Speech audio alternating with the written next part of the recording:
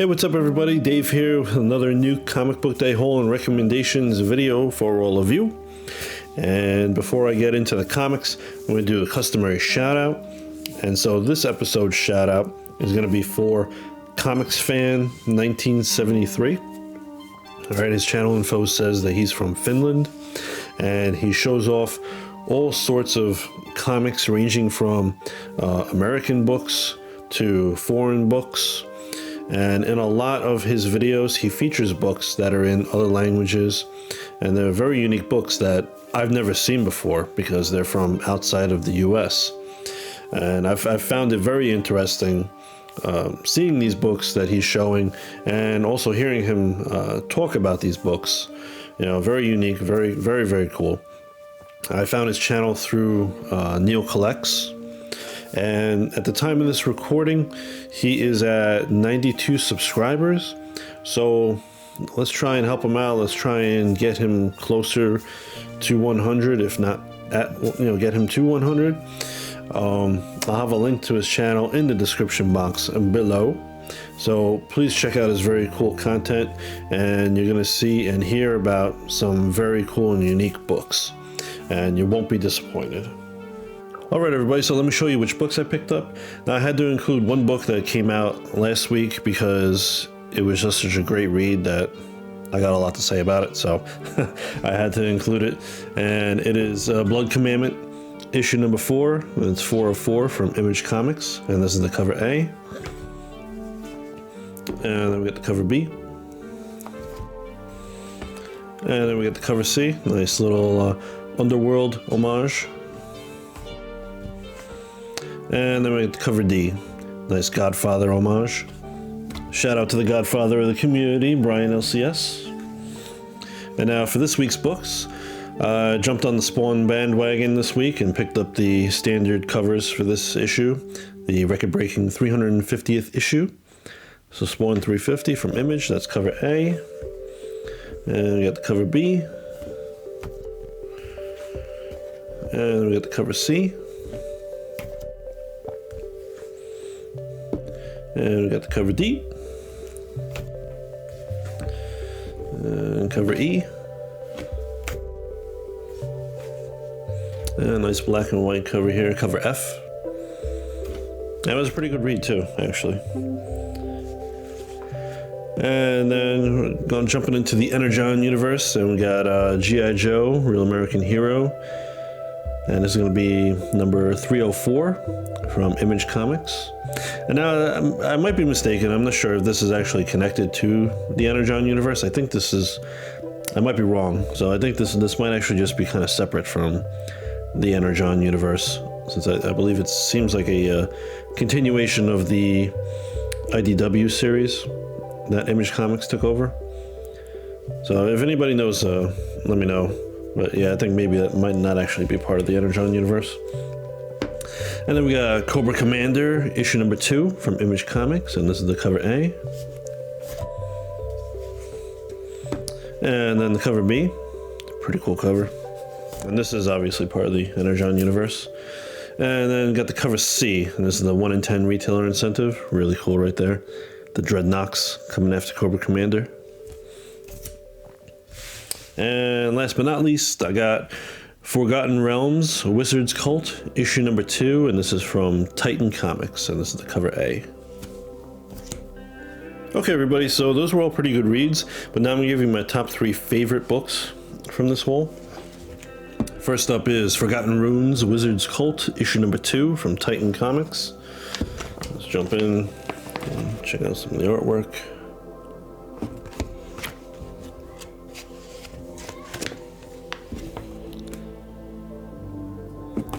Alright, Soundwave, if you would please, thank you.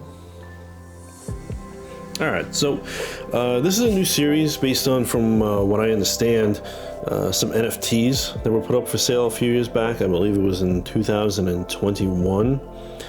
They do have a website dedicated to this and the unique world and lore that they're trying to build. So I'll leave a link to that website in the description box below if you want to check it out and learn a little bit more about it. And I think there's also some sort of online role-playing game that they're coming out with as well. for this. So it seemed pretty interesting. But anyway, this one picks up where issue number 1 left off, where we have the wizard Mystic Willow. That's her right there.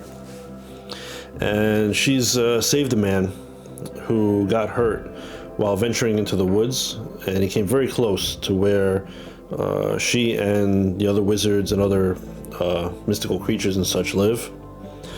They usually don't interact with humans, and they want to stay away from humans, and they want the humans to stay away from them. But she feels bad for the guy because of how injured he is, and he's just going to end up dying basically on the spot there, starving to death basically, if she doesn't help him. So she helps him. Now we find that the townspeople are actually very leery of these wizards and magic types. You know, they have really bad paranoia and fear of them. Mystic Willow, eventually she gets chastised by the other wizards and druids for what she did. And one day, the man's daughter wanders into the woods to track her down because she wants to become Mystic Willow's apprentice. And that's an idea that Mystic Willow flatly rejects. She leaves the girl at the edge of her realm and the forest, and the girl actually ends up not making it home. So because the girl never made it home, the townspeople end up blaming Mystic Willow, and they also blame her as well because there's other kids that have been going missing in the area. So they think that the wizards and magical folk there are involved in this. So things get really crazy and pretty sad and messed up for Mystic Willow. I'm not going to spoil exactly how this ends and such. I was pretty surprised by what happened, so I'm not gonna spoil it right here. In the end, though, she has a bat, like a pet bat of some kind that she can communicate with, and the bat tried in vain to save her. But now we see at the end here that it's on its own, and it gets found by another creature who ends up teaming up with it and tells it, like, hey, I know who it was that actually took the girl and is causing all these issues. So they end up teaming up to go stop that person who's actually responsible. So I really enjoyed this one, as well as issue number 1. And yeah, I really like high fantasy type stories, particularly, of course, when the writing is good, and the writing's been very good in this series. And the artwork, of course, is always very cool when it comes to high fantasy stories. So this was a really good one, and I highly recommend this series. I'm definitely looking forward to the next issue and seeing where we go from there. Alright, next up is gonna be Cobra Commander. Cobra! Issue number 2 from Image Comics. I'm gonna jump in here, check out some of the artwork. It's the Dreadnoks truck there. They're causing some mayhem.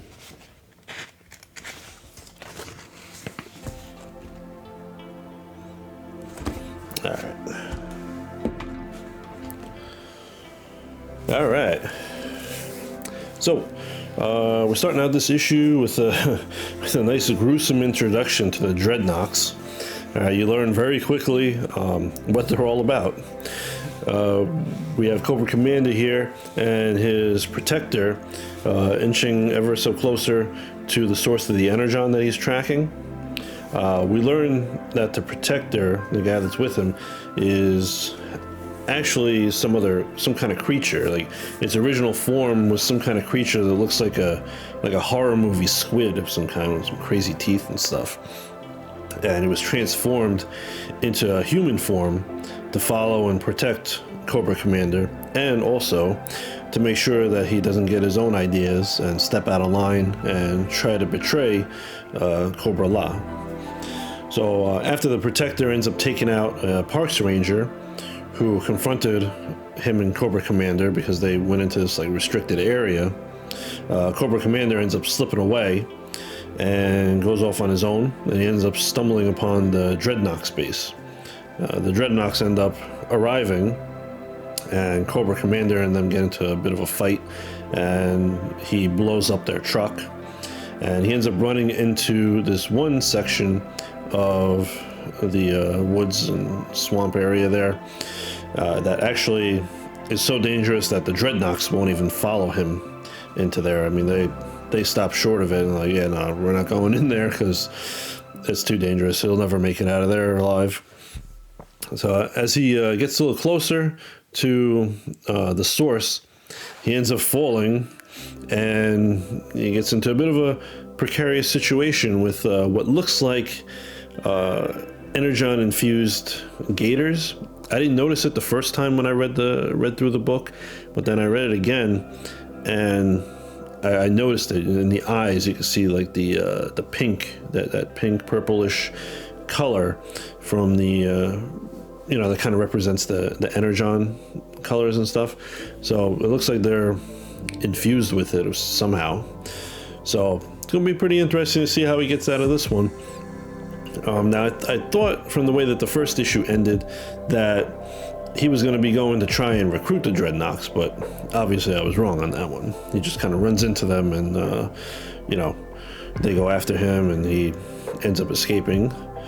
But the Energon universe is still going strong, and this was a very good entry for it, and I really am looking forward to the next issue, and I'm looking forward to Duke as well, Void Rivals and Transformers, and seeing how all of these end up in the end like just coming together all of a sudden. I'm really curious to see how that's going to work out.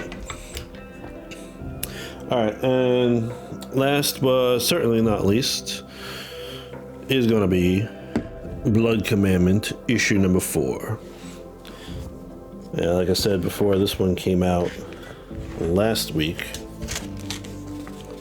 but it's such a great book, I had to include it in this week's.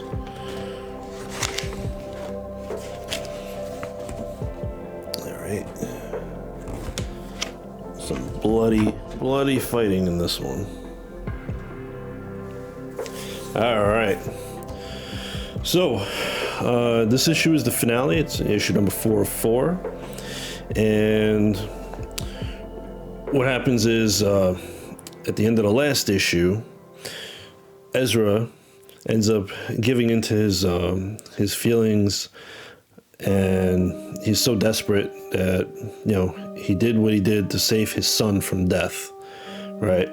And in the process, he's also condemned his son to a life of insatiable thirst and his total loss of humanity. As you can tell, he turned his son into a vampire in order to save him, because Vlad mortally wounded the kid, and he knew that he knew Ezra was going to give in and turn him. So that's what he wanted to have happen. So we have Ezra gives into his inner darkness now, and he goes and he seeks out Vlad, and he's determined to find a way to make things right or die trying. He's completely giving into his anger and his darkness. And their confrontation at the bar, at least to some really well-written dialogue between the two. It's one of the amazing things about the books that are written by Mr. Kodransky. His books are just so well written. It's just absolutely amazing, and so well drawn as well. And he does all of it too, so that's what's really, really astonishing as well. But the dialogue between the two is just amazing, and you have Vlad trying to convince Ezra of their superiority, and Vlad makes himself out to be better than God, because as he says in the book, I don't make false promises of immortality. I give it freely from my own flesh and blood. So he talks about how his promise is tangible and something real. So, and it's true, because he does. If he turns somebody into a vampire, well, he's giving them that immortality, right? As soon as he bites them, or they get some of his blood and such, they become immortal. He talks about how if Ezra ends up killing him, Ezra's going to turn back into a human, and he's going to eventually die off, but his son is going to stay a vampire, and he's going to be an outcast forever. So it's like, does he really want to kill him and condemn his son to even more of a terrible fate? They end up having a brutal fight in the bar, and I'm not going to spoil the ending here. All right, I'm not going to spoil exactly what happens, but it was something very interesting and certainly worth reading. Okay, Will ends up waking up at the house, and he reads a very, very touching letter that Ezra left for him before he went to fight Vlad, and it was just a really emotional and compelling finale for this series. Just really incredible artwork and incredible writing, which again, like something epic, because he wrote something epic as well. It pulls you in and makes you focus on every word that is being said and every panel. And in this, we also learn in this a little bit more about Ezra's past, but not every little detail about it, but enough where you can understand like the message of this story. And we're being shown here that Ezra, he was lost and looking for something tangible from God and this world, but nothing happened. He was just lost in complete despair. And Vlad ends up showing up, and he offered him family and an opportunity to live. And again, Ezra was very angry at the world and desperate at that time. He was being rejected by God, and he had no hope or anything, so he took it. He took it of his own free will and was turned into a vampire. And I feel like, in my opinion, this was not just like a father-son story here, but a story overall about, no matter what happens and how bad things are, you got to hold on to your faith and to hope.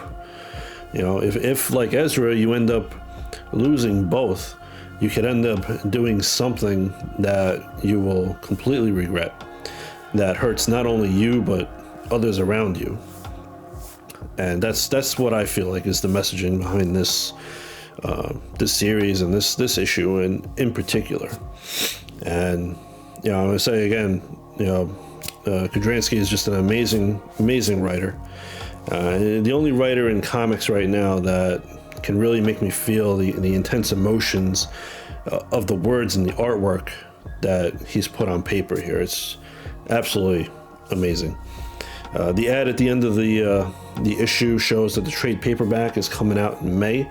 So if you don't feel like picking up each issue, I highly recommend picking up the trade paperback. This is definitely another series that you really don't want to miss. It's absolutely amazing. Okay, so that's it for this week. I hope you all enjoyed the video. If you did, please consider hitting that good old like button and subscribing to the channel. And everybody that's already subscribed to the channel, thanks very much. I really do appreciate all of your kindness and support. And if you feel like it, leave a comment down below. Let me know what you think. Let me know if you've read any of these books, or if you intend to pick any of them up, or just say hi. Always love hearing from everybody. All right. Say thank you to my awesome assistant, Soundwave. Great job as always. Really appreciate it. So until next time, be safe, be well, and I'll catch you later. Yeah, I'm just